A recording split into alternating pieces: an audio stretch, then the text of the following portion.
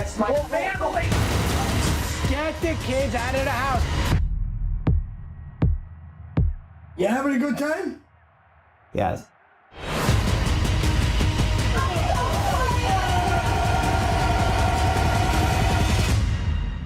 This is me. This is how I win. Hello everyone, welcome to another movie review. I just got done seeing the special IMAX one night only screening of one of my favorite movies of all time, Uncut Gems. If you guys didn't know, a couple months ago, A24 announced they'd be re-releasing some of their movies in IMAX, one night only for each movie. The three movies they did were Ex Machina, Hereditary, and Uncut Gems being the third and final one. I don't know if they're going to end up doing more later on, but they were one night only, like I said. So Wednesday night at 7 p.m. That's it. One showing for each movie. Ex Machina was in March, Hereditary was in April, and then this one was in May. So out of the three films, I would have loved to have seen all three films in IMAX. But as you guys have watched my channel, if you're a regular viewer, you know I adore this movie. This is not only my favorite A24 movie, but it is one of my favorite movies of all time. I want to say it's like in the top 20, maybe. Just check my letterbox. You'll see where it is. And you're probably thinking like, oh, top 20, that's not like super high. But it really is if you really think about, like, I've probably seen, like, I know I've seen over 1,000 movies in my life, and to have this in the top like 20 or so movies is pretty damn high in my opinion. Especially how recent this movie is. It's only 5 years old. It's gonna be 5 years old in December, I think. I feel like it came out like December time, if I remember correctly, in 2019. But anyways, so A24 decided to do some re-releases for these three films, and normally I have work on Wednesday nights, so I couldn't really do any of the showings unless I decided to take off. And for this film, I absolutely wanted to see it in IMAX, so I did take the day off to see this. The other two films, I would have loved to see them in IMAX, like I said. Ex Machina for the dance scene, you know, and Hereditary would have been really cool in IMAX. But again, I would have had to request time off work, and I only have so much paid time off I can use, so out of the three films, like I said, I had to go with Uncut Gems. And before I actually talk about the film itself, which I've done many times on this channel, I'm just going to talk about the IMAX experience with this movie. And like I said, it was a one-night only thing, so me reviewing this right now is, I don't want to say pointless, because now you can't really go back and do it yourself, you know what I mean? Like, I can't recommend you see this in IMAX, because you can't. It's not going to happen again. But I'll just tell you how it was, I guess, you know, if you're interested. So on my channel, I never review old movies, like, unless I'm doing like a 4K Blu-ray video about an older film, I'll obviously talk about the film. But I typically don't do this. If I see an old film in theaters, I don't do a review because it's an older movie. But I'm going to make an exception here because I love this movie. So the IMAX experience was great. There was only one trailer. It was actually for Maxine, which was really cool. First of all, I love that trailer. I think it's really well done. I can't wait to see it, obviously. You know, I love the first two films. And then, of course, AMC with all their, 50 intros, Nicole Kidman intro, AMC stub member intro, Silence is Golden intro, the IMAX intro. Like, there's 100 intros, especially at AMC, which is kind of annoying. But yeah, there was only one trailer in front of the movie, so it wasn't too much of a wait to actually get to the movie. But this movie looked phenomenal in IMAX. When I originally saw the film in 2019, I saw it at a standard showing, which of course was the only way to see it, was a standard showing.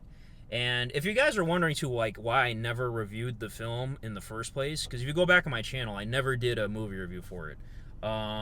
Because I actually saw it kind of late. As you guys know, I don't typically review movies late. I hate doing that. I need to see it, immediately and review it immediately. If I see a movie late, in my mind, it's like, okay, it's kind of pointless to review stuff if it's late. But now I've kind of changed my opinion about that. So, as you can see here, I'm reviewing this movie anyways.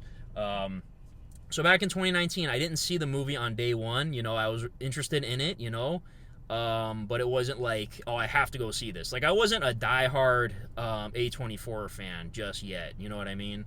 So I did see this movie, I want to say, like, the second week it was out or something like that. I can't remember exactly. And I fell in love with it. You know, I totally regretted not seeing it opening night, you know. So again, like I said, I had the mindset of, okay, I didn't see the movie on opening night, so I'm not going to review it. I'm too late to the party to review it.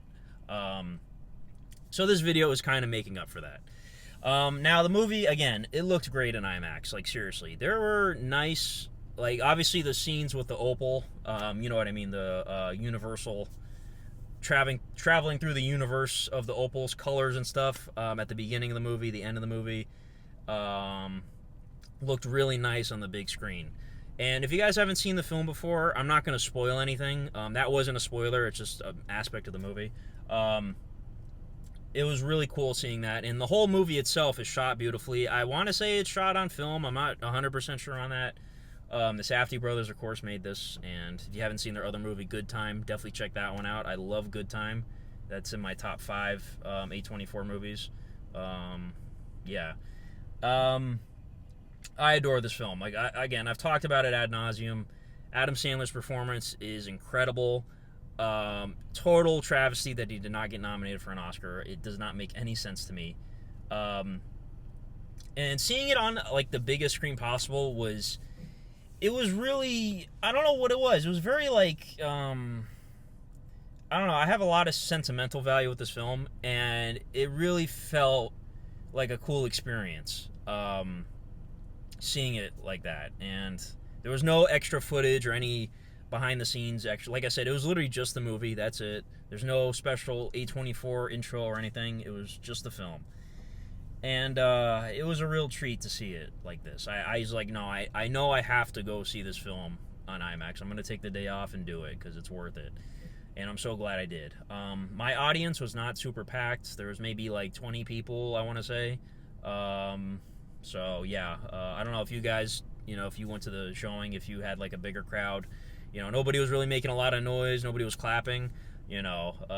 It's kind of weird to clap for a movie, you know, because you're clapping, but the people that made the film aren't there to hear you clap for them, so it's kind of weird. Like when the movie ended, I wanted to clap, you know, but it's just kind of weird to do that. Unless you have a crowd that's got a lot of great energy, you know what I mean, then you guys can, like, kind of experience the film together in a, you know, more, what's the word I'm looking, interactive way, I guess. So yeah, I love this movie. This, I don't know if anybody else feels the same way as me. It's gonna sound weird when I say this, but when I watch this movie, this, like, the whole structure of the film, the score, the performance, everything, this is a movie. Like, this is a film. It's like, it feels like a movie. I don't know how to explain that. Like, the entire, like, the cold open, the awesome intro music, the ballad of Howie Bling. I love that track. Everything, like the credits with the names popping, like the whole build up at the beginning of the film, the entire 3 acts, and then the ending, and then you get the great track in the credits. I don't know the name of it. It's that dun, dun, dun, dun, dun, dun, dun, you know, L'amour or whatever. I don't know the name. It's like in French or something. The structure of the movie is like, this is a film experience. I don't know how else to explain that. Do you guys know what I mean? Like, they don't make movies like this that often, where it's like, I watch this and I'm like, man, that was a fucking film. That was a film. I don't know. I'm not making any sense. Yeah, guys, I adore this film, like I've said, and, you know, everything about this movie. My one nitpick with the film is stupid. It's literally not even that big a deal. The movie takes place in 2012, and The Weeknd is in the film. And his haircut is not the correct haircut. It's his infamous haircut he had when he made Beauty Behind the Madness, that album, which had the hills and I Can't Feel My Face, and, you know, when he blew up basically in 2015, he had that haircut, and that's the haircut most people remember him having. But in 2012, he did not actually have that haircut, so it's a little inaccuracy in the movie. which always kind of bugged me a little bit. I'm sure he knew, obviously he knew the movie was going to take place in 2012, I assume. So, like, he should have said something, you know.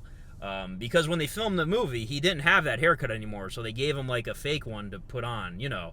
But it doesn't matter. The whole movie's fictional anyway. You know, Kevin Garnett didn't actually go buy an opal and, you know, all that stuff.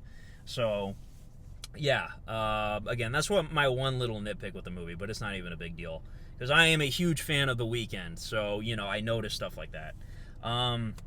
But guys, if you've never seen Uncut Gems, do yourself a favor. This is a masterpiece, and I don't like use that word lightly. It really is a masterpiece. For Adam Sandler's performance alone, like it's up there. Again, everything about this film is incredible. The acting, the score is beautiful. I own it on vinyl. I love it. The direction by the Safdie brothers, like everything. The anxiety in this movie. I know it's not everybody's cup of tea, but trust me, this movie, you know, again, not for everybody, but just check it out. Like, if you've never seen it, check it out. Like I said, I love A24 to death. It's my favorite studio currently that makes movies and distributes movies, and this is the best film they're ever going to make, I think. I mean, who knows? Maybe one day they'll make something to top it. I doubt it.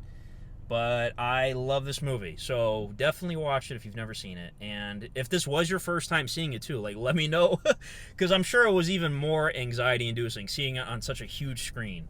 Yeah, guys. So that's it. That's my my little re-release review, I guess. I really enjoyed the experience. And A24, if you're watching this, please do more IMAX releases, or re-releases, I guess, because those are 3 good choices to put on the big screen again. So, yeah, I'm trying to think of, like, another one I'd like to see in IMAX. I think Midsummer would look cool in IMAX, you know.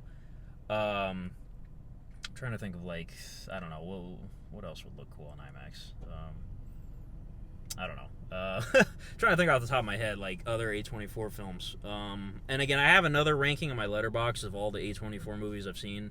I haven't seen all of them, but yeah, I really enjoyed this. So that's really about it. The movie's a 10 out of 10, of course. You know, I don't even need to say that.